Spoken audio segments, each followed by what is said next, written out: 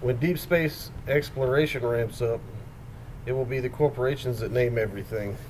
The IBM Stellosphere, the Philip Morris Galaxy, Planet Starbucks. Like everyone else, I had become a slave to the IKEA nesting instinct. If I saw something clever like a coffee table in the shape of a yin and yang, I had to have it. Had to have it.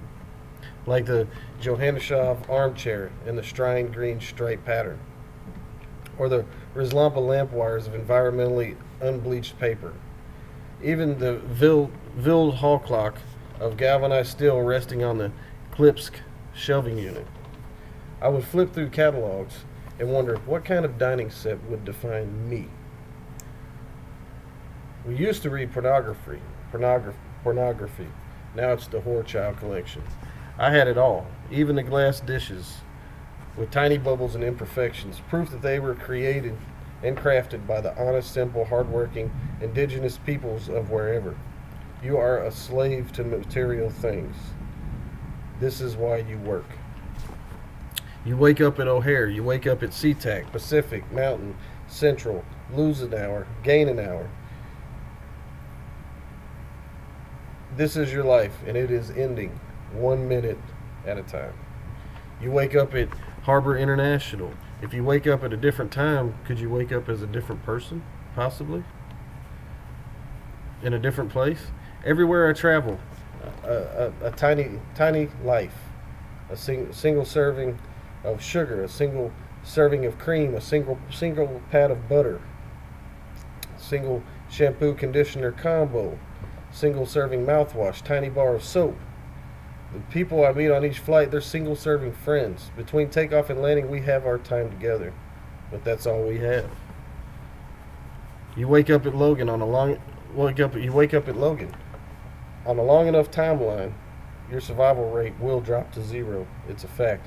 Every time I'm on a plane and the plane banked to the left or banked to the right on takeoff, I just prayed for an accident, for a crash, for a mid-air collision, for anything. Because once that happens, there's no more haircuts. Nothing matters. Not even bad breath. The side of the plane shears off, screaming passengers sucked out into the night air, flying past the quivering wind. That's a little dramatic. Magazines and other objects fly everywhere around the cabin. You do know that life insurance pays triple if you die in a business accident, right? Now, do you know why they provide you with oxygen masks? Oxygen gets you high. In a catastrophic emergency, we're taking deep, panicked breaths. Suddenly, we become euphoric and docile. We accept our fate. Take, for instance, emergency water landing. You look at the pamphlet in the back seat of in the seat back of the seat in front of you. What does it show? An emergency water landing at 600 miles per hour. Blank faces, calm as Hindu cows. You buy furniture and you tell yourself, this is the last sofa I will ever need. So no matter what else happens, I have my sofa situation handled. Then the right set of dishes. Then the right dinette. This is how we fill up our lives. Then in a sudden explosion of your concrete dungeon of a condo, all is lost. Could be worse. A woman could cut your penis off and throw it out of the window of a moving car. I mean, I did lose a lot of nice shit. Nice, neat little shit. The trendy paper lamps, the Euro trash shelving unit. Am I right? Nice little shit. But maybe, just maybe, I've been delivered instead of lost. Delivered from Swedish furniture. Delivered from armchairs in obscure green stripe patterns. Delivered from fucking Martha Stewart. Delivered from bullshit colors like cobalt, ebony, and fuchsia. Who gets fuchsia? Let's be serious. The things you own, they end up owning you. I should have been upset about my nice, neat, flaming little shit flying out of my condo when it exploded, but I wasn't. There was only one release now. Wednesday nights. I look forward to Wednesday nights all week long. It was on the tip of everyone's tongue. We just gave it a name. Who we were in Fight Club is not who we were in the rest of the world. You weren't alive anywhere like you were there. But Fight Club only exists in the hours between when Fight Club starts and when Fight Club is finished. After Fight Club, everything else in your life gets the volume turned down. You can deal with anything, anything. It frees you. A guy came to Fight Club for the first time. He walked out looking like wadded up cookie dough. After about 4 or 5 trips of coming to Fight Club, he's chiseled out of wood or like a solid piece of iron. You give up the condo life. Give up all your flaming worldly possessions. Go live in a dilapidated house in the toxic waste part of town. Because the human sacrifices were once made on these hills, above this river. Year after year, bodies burnt. Rain fell, water spread through the wood ashes to become lye. The lye combined with the melted fat of the bodies till a thick, white, soapy discharge crept into the river. Without sacrifice, without death, we would have nothing. Our planet is based on it. Which means a lot of you, which brings us to where we're at right now. There is a lot of good men here, which means a lot of you have been breaking the first 2 rules of Fight Club. I see in the Fight Club the strongest and smartest men who have ever lived. An entire generation pumping gas, waiting tables, or they're slaves with white collars. Advertisements have them chasing cars and clothes, working jobs they hate so they can buy shit that they don't need.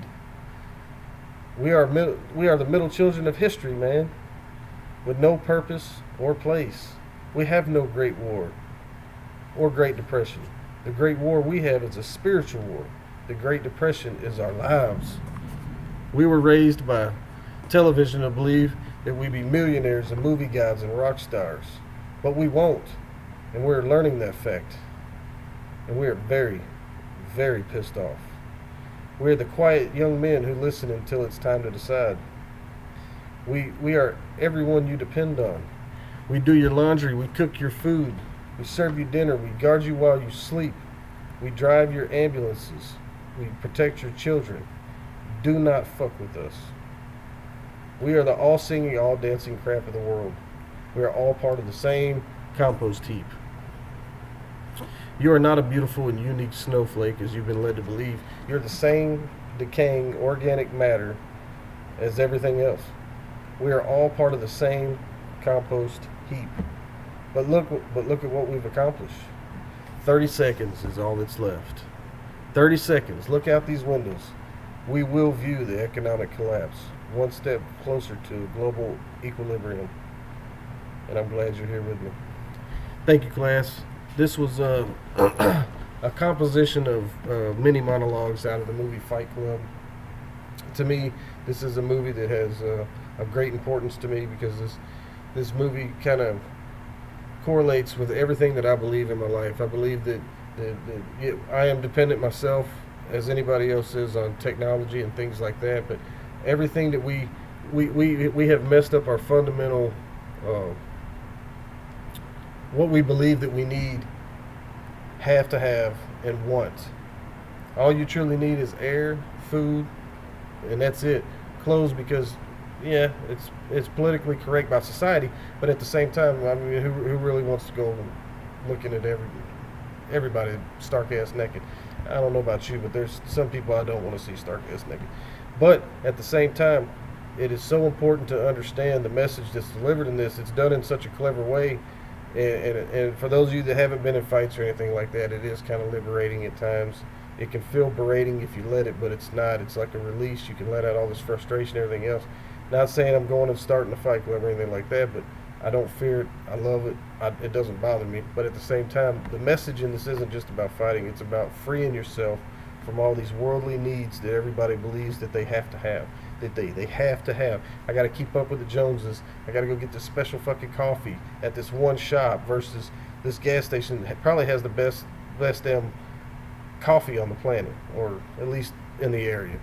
You see what I'm getting at?